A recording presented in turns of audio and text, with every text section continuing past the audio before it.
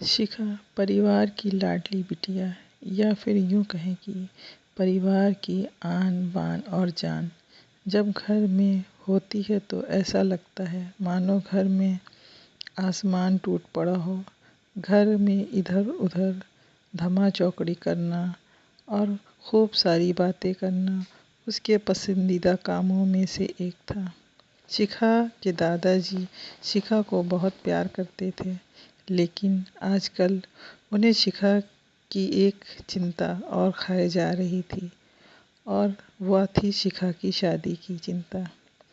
बस दादाजी अब हर परिवार में शिखा का ससुराल ढूंढते, लेकिन शिखा को शादी नाम से ही इतनी चिढ़ थी कि शादी का नाम सुनते ही वह गुस्सा होकर मुंह फुलाकर दूसरे कमरे में बैठ जाती। खैर, थोड़ी देर में उसका गुस्सा खुद ब खुद उतर जाता और वो वापस अपनी धमा चौकड़ी में व्यस्त हो जाती। काफ़ी खोजबीन के बाद भी शिखा के दादाजी को कोई ऐसा परिवार नज़र नहीं आया जहाँ वे अपनी लाडली बिटिया की शादी कर सके। इसीलिए उन्होंने अपने बचपन के दोस्त से इस बारे में राय लेने का निश्चय किया। बस फिर क्या था, वो अपने दोस्त राय बहादुर से मिलने रायबरेली की ओर निकल पड़े। अगले दिन जब वह बरेली पहुँचे तो राय बहादुर ने स्टेशन पर ही उनके लिए गाड़ी भेज दी। 10 साल बाद अपने बचपन के दोस्त से मिलने के लिए वे बड़ी उतावले थे। गाड़ी धीरे धीरे राय बहादुर के घर की ओर बढ़ी। बड़ा सा बंगलो के आगे बगीचा, और बगीचे, गाड़ियाँ और नौकर चाकर देखकर दादाजी का मन खुशी से भर गया। इन 10 सालों में राय बहादुर ने कितनी तरक्की कर ली है। नहीं तो 10 साल पहले राय बहादुर के पास क्या था। बस यही सोचते सोचते शिखा के दादाजी अपने दोस्त के बंगलो में पहुंच ही गए। गाड़ी की हॉर्न की आवाज़ के साथ राय बहादुर घर के बाहर अपने दोस्त के स्वागत के लिए आ गए थे। अपने दोस्त को गले लगाकर वे दादाजी को अंदर ले गए। घर अंदर से भी काफ़ी शानदार। अपने दोस्त की संपन्नता को देखकर शिखा के दादाजी भी फूले नहीं समाये। चाय नाश्ते के बाद राय बहादुर ने उनके ख़ास दोस्त के आने का कोई ख़ास कारण पूछा। दादाजी ने पोती की शादी के लिए एक अच्छा सा परिवार ढूंढने का काम सौंपते हुए बिटिया का फ़ोटो राय बहादुर के हाथ में सौंप दिया। राय बहादुर भी अपने बेटे विक्रम के लिए एक सुयोग्य कन्या की तलाश में थे। तीखे नैन नक्श चेहरे पर तेज, एक बार में ही किसी को पसंद आने वाली शिखा बिटिया को फोटो में देखकर ही उन्होंने शिखा को अपने घर की बहू बनाने का फैसला कर लिया। राय बहादुर इतना सोच ही रहे थे कि इतने में उनका बेटा विक्रम भी आ गया।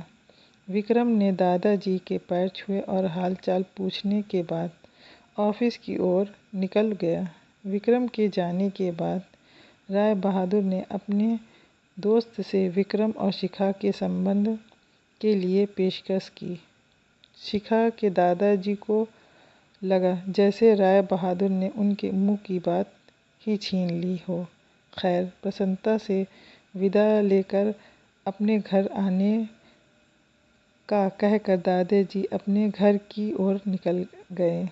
विक्रम को शिखा बहुत पसंद थी, लेकिन विक्रम की माँ विक्रम की शादी अपने से भी बड़े घर में करना चाहती थी। लेकिन विक्रम के मनाने पर वह मान गई और तय समय पर विक्रम और शिखा की शादी हो गई। ससुराल में शिखा के सास ससुर, विक्रम के बड़े भैया और भाभी और शिखा की ही उम्र की एक नंद थी, रागिनी।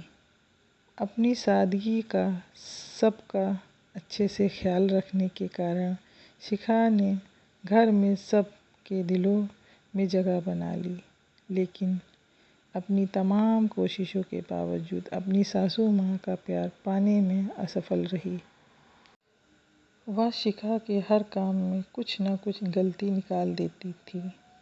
अपनी शादी की रात को ही विक्रम ने शिखा से साफ साफ कह दिया था कि घर में किसी भी मामले में बिल्कुल नहीं बोलूँगी, ना तो मैं किसी बात पर माँ से बहस करूँगा और ना तुम्हारा साथ दूँगा। तुम्हें अपनी समझदारी से काम लेना होगा। लेकिन शिखा की लाख कोशिशों के बावजूद भी सासू माँ के व्यवहार में कोई परिवर्तन नहीं आ रहा था। शिखा की ननद ज़रूर अपनी माँ से शिखा भाभी के प्रति इस तरह के व्यवहार पर उलझ जाती, लेकिन इससे भी केवल बात बढ़ने के अलावा कुछ नहीं होता। इसी तरह करीब 1 साल निकल गए। शिखा और विक्रम को जुड़वा बेटियां हुई। यह समय शिखा के लिए अग्नि परीक्षा का समय था। शिखा का दर्द शिखा के लिए आंसू बन गया था।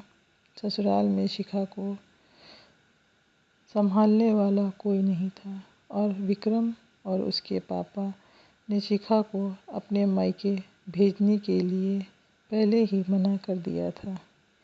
एक दिन रागिनी कॉलेज से आई तो उसने सभी को कॉलेज में सालाना कार्यक्रम में आने के लिए कहा और यह भी कहा कि कॉलेज में उसकी 2 प्रस्तुति है, इसीलिए आप सभी का चलना बहुत ज़रूरी है।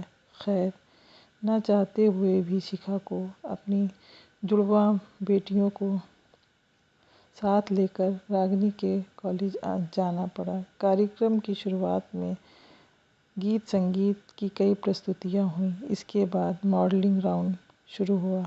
दर्शकों ने तालियों के साथ सभी का उत्साहवर्धन किया। मॉडलिंग में रागिनी ने भी हिस्सा लिया था। आखिर राउंड में रागिनी 7 और लड़कियों को सेलेक्ट किया गया, जहां सभी से जज द्वारा एक-एक सवाल पूछकर विजेता घोषित करना था। सवाल जवाब का दौर शुरू हुआ। इसी कड़ी में जज साहिबा ने रागिनी से सवाल पूछा, अगर घर में तुम्हारी माँ और भाभी में से किसी एक का साथ देना हो तो तुम किसका साथ दोगी? पूरे सदन में खामोशी छा गई। सभी रागिनी के जवाब की प्रतीक्षा कर रहे थे। तभी रागिनी ने थोड़ा आगे बढ़कर कहा, अगर भाभी सही हैं तो मैं भाभी का। जज साहिबा ने आगे पूछा, क्यों? रागिनी ने जवाब दिया, क्यों, मुझे